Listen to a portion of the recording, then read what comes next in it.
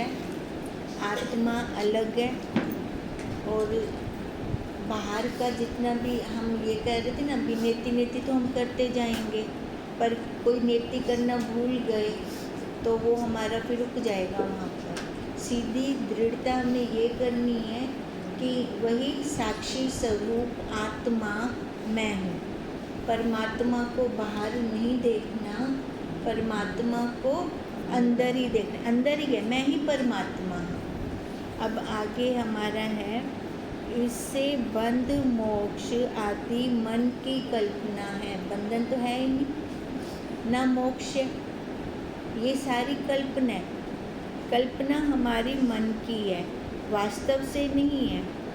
जो वास्तव व्यवहारिक वस्तु होती है सो अविचार से सो उत्पन्न नहीं होती और विचारने से निवृत्ति भी नहीं होती। अगर देखो कल्पना वाली कोई वस्तु नहीं है, कल्पना है तो वो पैदा भी हो जाएगी, कल्पना है तो वो विचार से लय भी हो जाएगी।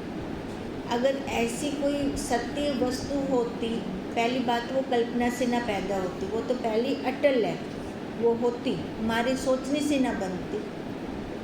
और हमारे लय करने से, अगर हम विचार से लय करते हैं तो विचार करने से लय भी ना होती। जैसे घट पट आदि पदार्थ हैं जिनका अविचार और विचार से उत्पत्ति नाश नहीं होता। सारांश यह है कि ज्ञान अज्ञान से जो उत्पत्ति नाशवान वस्तु होती है सो भ्रम मात्र होती है। अब देखो घट पट, अब घट पट को छोड़ो, ये पेंसिल को लो, पेंसिल ले लो, ये गीता रखी है, ये हमारे विचार करने से ये पैदा नहीं होगी, हमारे अविचार से ये लय नहीं होगी। है ना, दिख रही है।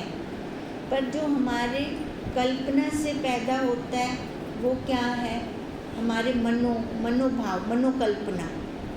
मन से जो मैंने कल्पना बनाई, अब मन से मैंने कल्पना बनाई कि बेटा दुख देता है या पति दुख देता है, ये कल्पना है ना, हम किसी को दिखा नहीं सकते। अगर गुरुदेव कहें तो दिखा, तेरे को कैसे दुख दिया, हम दिखा सकते हैं? नहीं, ये खाली मेरी मन की कल्पना में है। और ये भी मैंने माना है कि वो मेरे को दुख देते हैं। अगर ये मैं ना मानूं, अगर देखो दुख कब लगा मेरे को, जब मैं बनी तब दुख लगा ना, या तो माँ बनी या पत्नी बनी।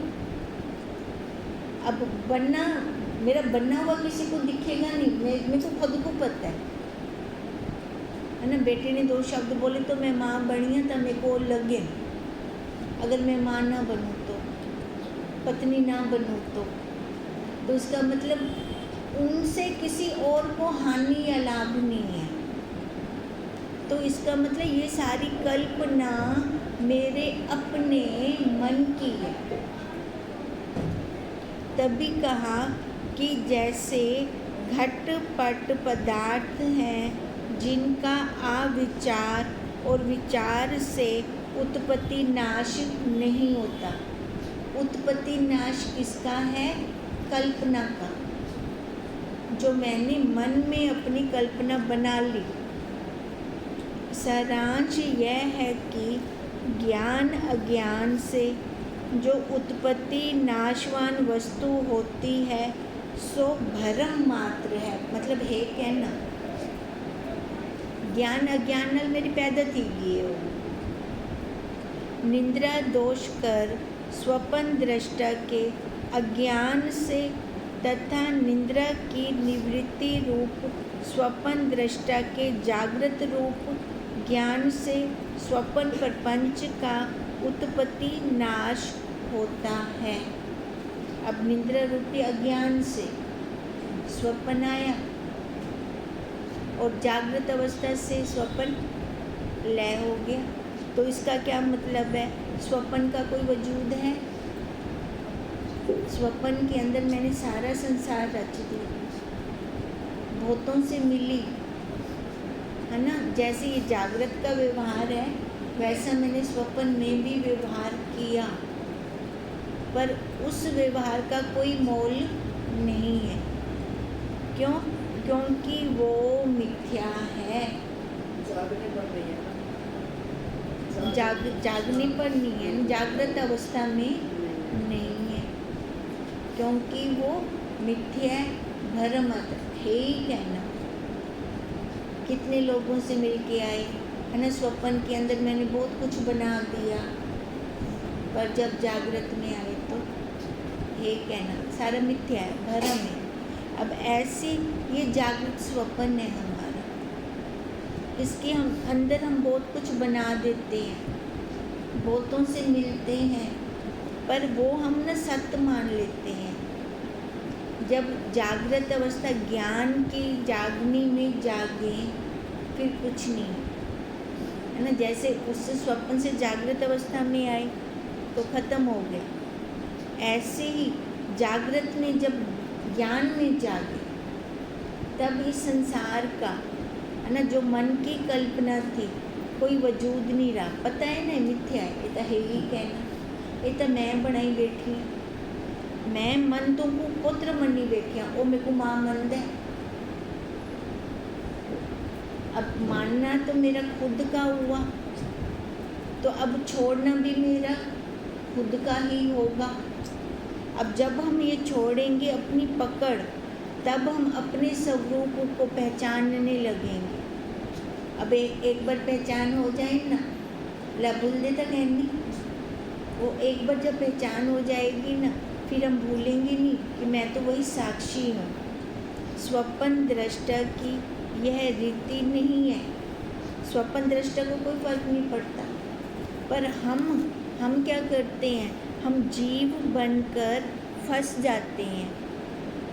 जिस अधिष्ठान वस्तु के अविचार और विचार से बंध मोक्ष आदि प्रपंच भान होता है, जिस अधिष्ठान के विचार से, अब जब मैंने अपने आधार का विचार किया तो मैं मुक्त हूँ, और जब अविचार किया तो बंधन है, तथा उसकी निवृत्ति होती है, सो वस्तु सत्य है। अब देखो जितना भी ये प्रपंच है विचार अविचार से पैदा होता है, संसार का जितना भी प्रपंच है, अब उसकी निवृत्ति होती है कब? इस प्रपंच की निवृत्ति कब होती है? जब मैं सत्य जान लेती हूँ। सत्य तो वही है, एक ही है, अपना आधार। हे राजन, बंध मोक्ष मन के फूरने अफूरने से प्रथम तू चैतन्य स्वतः सिद्ध है। अब जो ये बंधन है या मोक्ष है, उससे पहले मैं स्वयं साक्षी हूँ। ये बंध मोक्ष भी तो मेरे को वो है तभी तो हो रहा है। अज्ञान भी किसकी सत्ता से है? साक्षी की, है ना। इससे पहले मैं स्वयं हूँ। मध्य में बंध मोक्ष आदि मन के फूरने का साक्षी है। बंधन मोक्ष के अभाव मानने का अवधि रूप अधिष्ठान है। देखो ये मध्य के अंदर है ये सारा कुछ, पहले कुछ नहीं था, आदि में भी कुछ नहीं, अंत में भी कुछ नहीं। ये सारा प्रपंच कहाँ है? मध्य में, है ना, आकार में, इसके अंदर है। फिर कहते हैं बंध मोक्ष का अभाव मानने का। अब बंधन मोक्ष भी मेरे को जिस सत्ता से हो रहा है वही साक्षी हूँ मैं, वही अधिष्ठान है। इस प्रकार सर्व पदार्थ परस्पर भाव अभाव रूप है। जितना कुछ दिख रहा है एक काल में भाव है। भाव कब है? जब मैं संसारी बन गई, जीव बन गई। तब एक एक का दुख लगेगा। और अभाव कब है? जब मैं सब रूप में आ गई। लता कुछ है ही कहना, ना कोई उपाधि है, ना मैं हाँ, ना मेरे वाला है। हूँ टाइम तो कुछ भी कह नहीं मिला। तथा परस्पर व्यभिचारी हैं। अब व्यभिचारी हैं मतलब खर्च होने वाली हैं। जितना दिख रहा है हमें, है ना, जितना इन आँखों से देख रहे हैं, बदल रहा है, परिवर्तनशील है। हर वस्तु के अंदर परिवर्तन आ रहा है, पर चैतन्य जो साक्षी आत्मा है उसमें कभी परिवर्तन नहीं आया। वो एक रस है, वो पूर्ण है। तथा मुझ चैतन्य कर ही सर्व देह मन आदिक जड़ पदार्थों की चेष्टा होती है। जैसे हमें उदाहरण लेते हैं ना, कपड़े धोने वाली मशीन का। अपने आप कपड़े कहना धो से, अगर उनको करंट नहीं है तो। अब पीछे से करंट मिला तभी उसने कपड़े धोए। अब पीछे से वो करंट है साक्षी, बिना तारों का करंट है, रिमोट कंट्रोल से चल रहा है ये। देखो उसने कितने साल पुरानी खोज की ये, हम अभी तक भी नहीं कर सके। हमें अभी भी वायर की ज़रूरत है। अब देखो ये सारा चेष्टा हो तो उसकी सत्ता से रही है। देह आदिक अपनी प्रतीति काल में ही है, अन्य काल में नहीं। अब ये देह कब तक है? जब तक ये आकार है ना, जब तक इसकी प्रारब्ध है, इस आकार की प्रारब्ध है, तब ये देह की प्रतीति, सुख दुख, भूख प्यास, है ना, ये जितने 6 उर्मियाँ हैं ये सारी में भास होंगी। कब?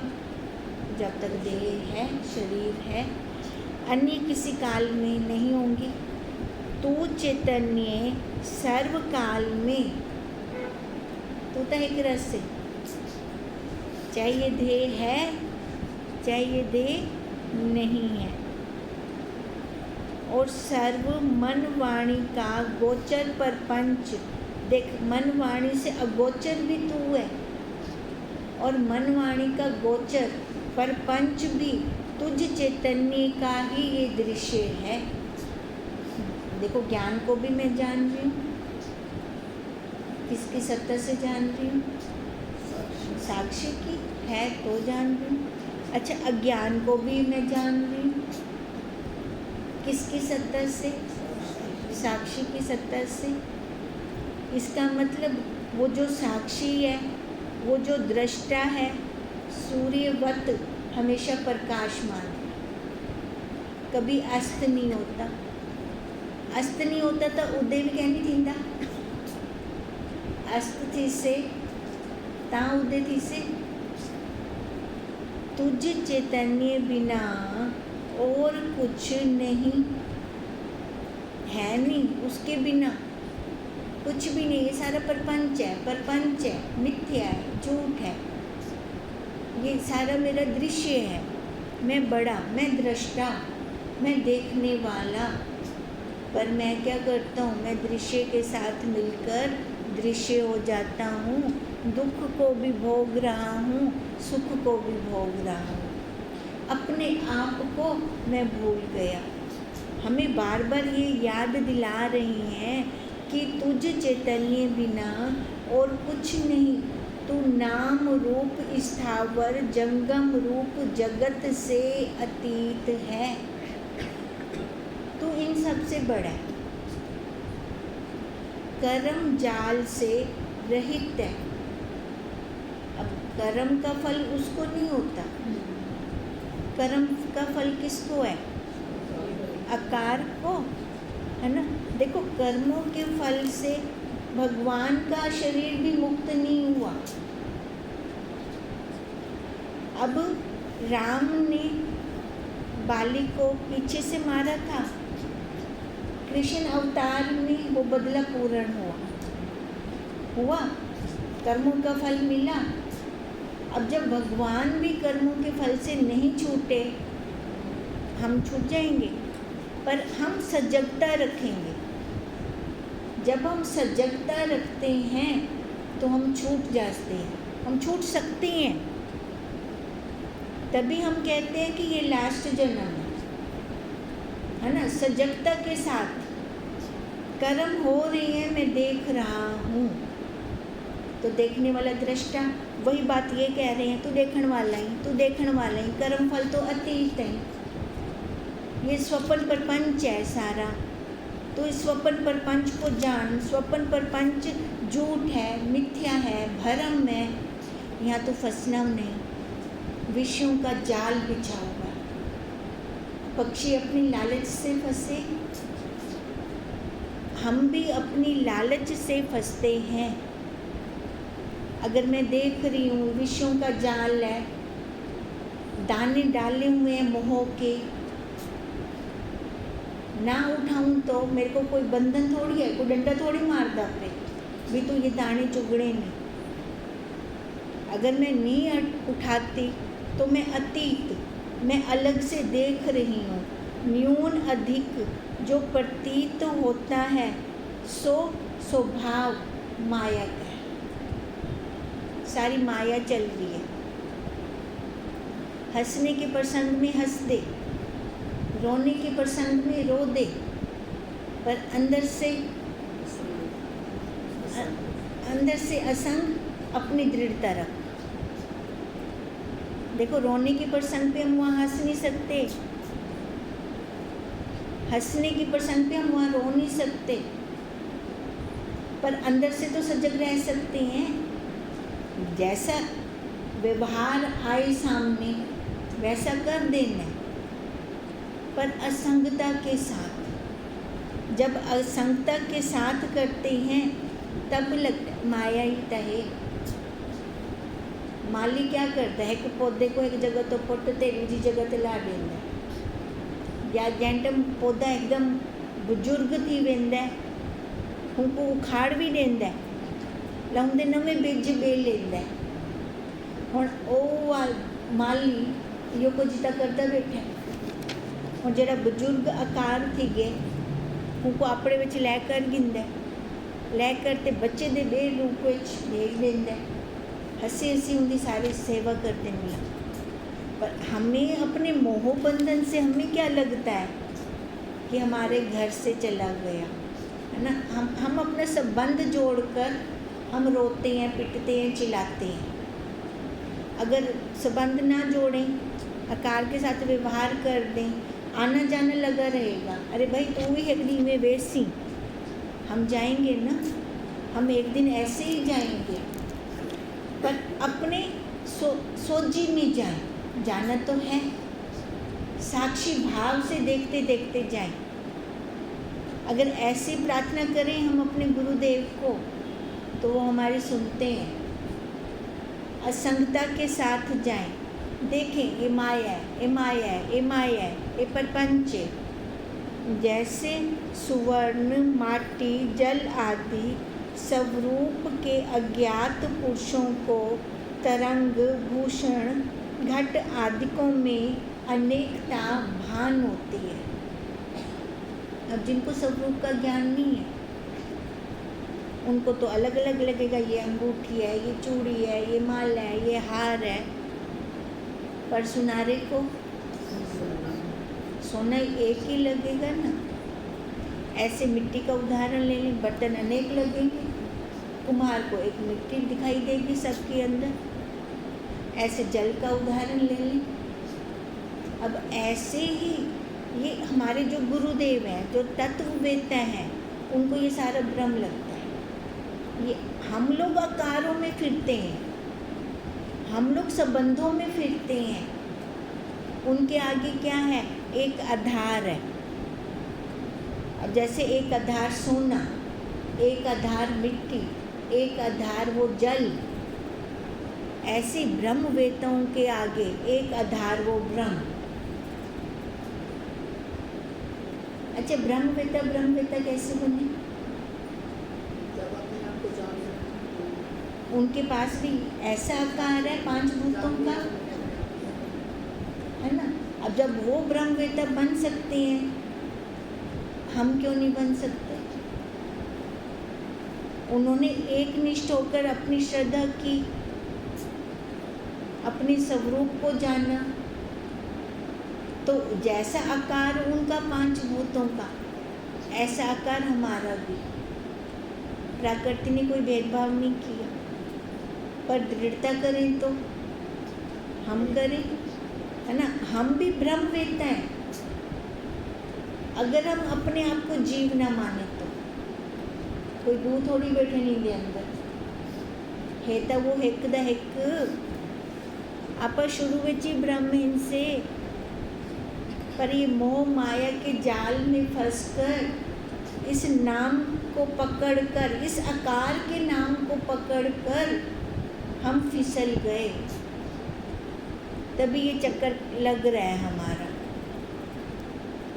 अब यही घट आदिकों में अनेकता भान होती है, जिसको स्वरूप का अज्ञान है।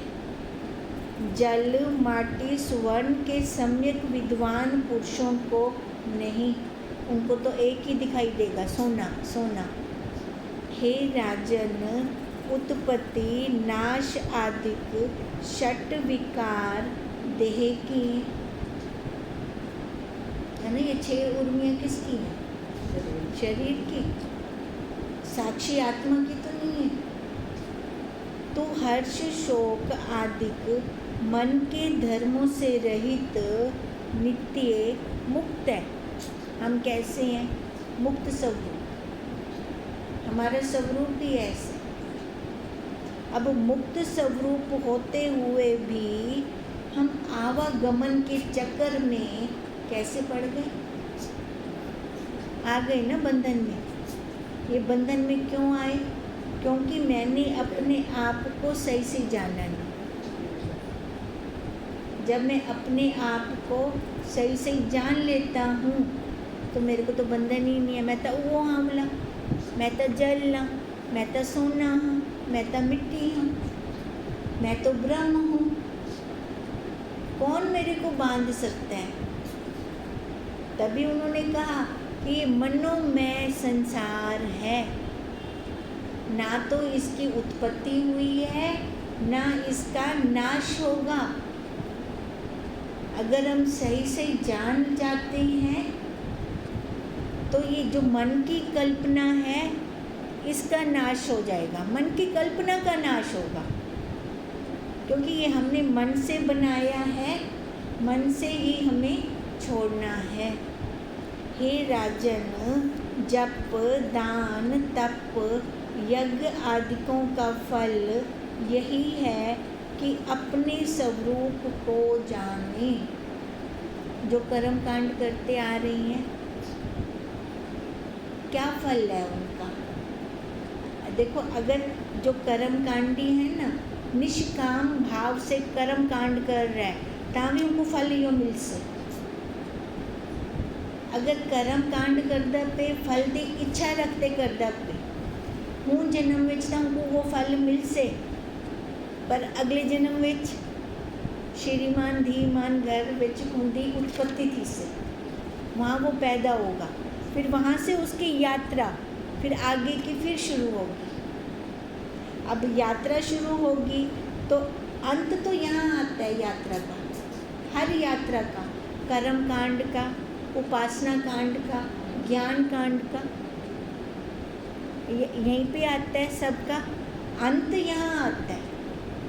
अब वो चाहे हम पहले पहुँच जाएं या फिर वाया वाया वाया होकर आए, आना तो यहीं पड़ेगा।